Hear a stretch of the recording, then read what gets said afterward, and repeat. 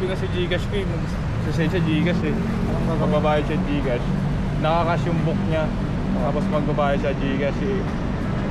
Hindi ko na-open yung Gcash ko eh. I-verify ko ba eh. Anong gagawin? Sasend sa Gcash mo. Tapos, Tapos bigyan mo ako cash. 100 to lang naman eh. 100 to. Oo.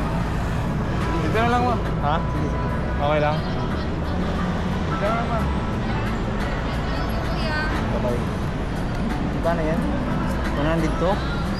Kunin ko yung number niya. 1,000. Ay, ito lang na. 09613. 100.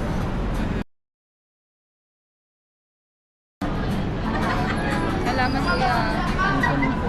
Tatata. Okay. Thank you.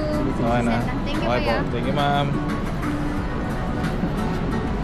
Wala ko kung ano na eh. Sabi ko sa kanya, kung Gcash payment mo, magbubuk kayo, cashless.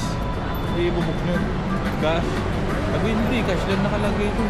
Sabi ko, ma'am, meron po yan. Ma'am, ngayon lang po ba kayo nag-book ng Mobit? Ah, baka yun lang. Sabi niya, hindi, matagal na ako nag-book ng Mobit. Matagal na, hindi nyo alam yung cashless. Hindi niya.